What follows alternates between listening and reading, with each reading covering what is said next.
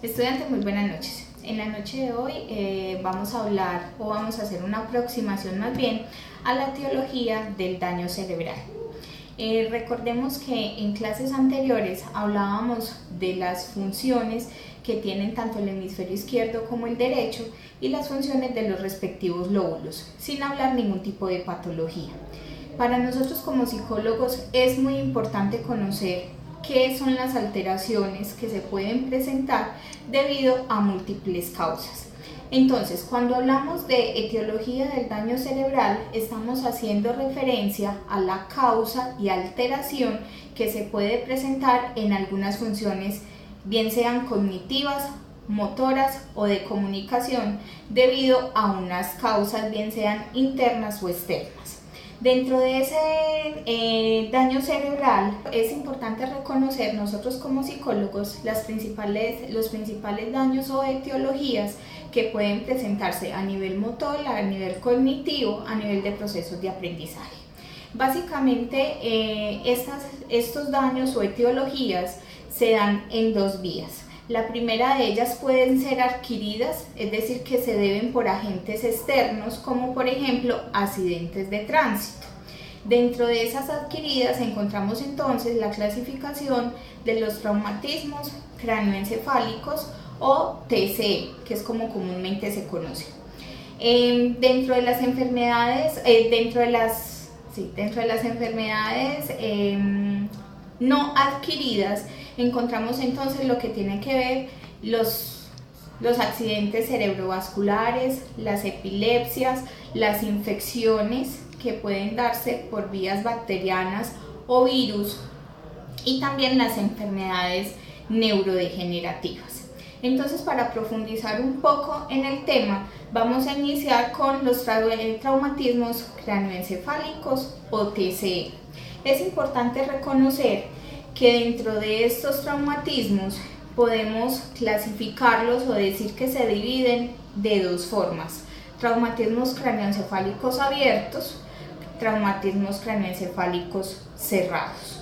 Cuando hablamos de traumatismos cráneoencefálicos abiertos, quiere decir que la herida abrió y la sangre salió sin ninguna anormalidad, mientras que en el traumatismo cráneoencefálico cerrado no se presenta ningún tipo de hemorragia a nivel externo. La hemorragia puede presentarse a nivel interno. Los mecanismos de producción de los traumatismos cráneoencefálicos podemos decir que los clasificamos en tres.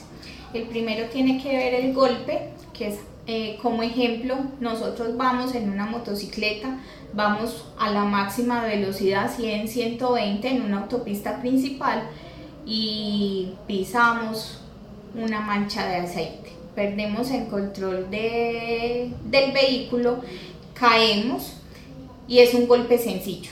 A eso le llamamos golpe directo.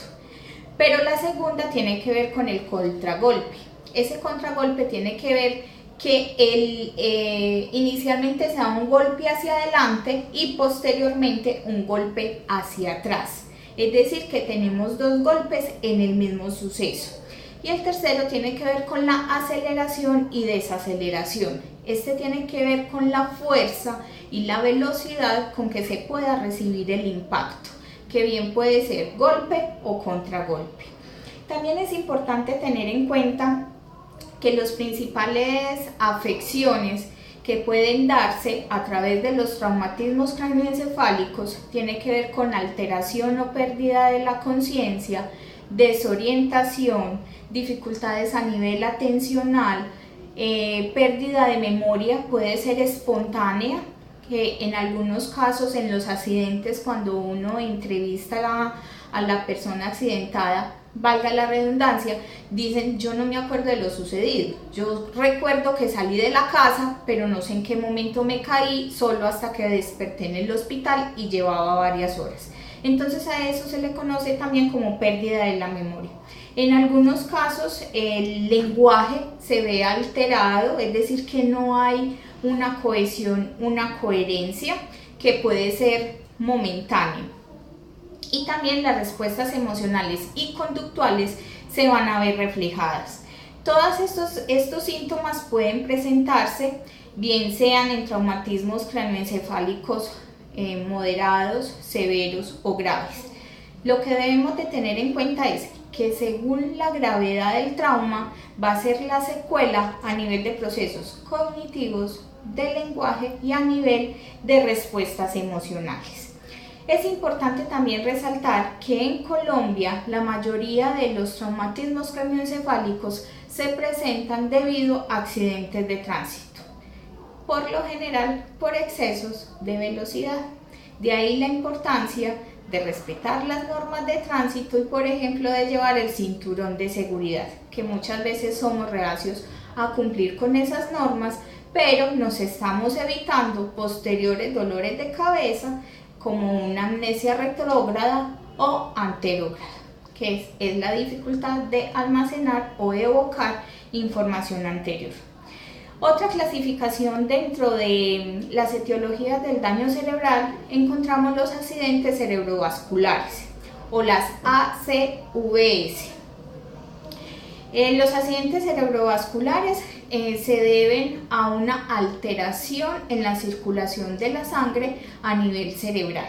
Esa alteración puede deberse a múltiples causas, entre las que podemos encontrar hábitos de vida no saludable como una vida sedentaria, no realizar ejercicio, una mala alimentación. Ahí se puede incluir lo que son alimentación a deshoras, mucha harina, mucha grasa, entonces tenemos los triglicéridos y el colesterol alto, lo que va a incidir muchísimo en tener factores predisponentes para poder generar las ACV.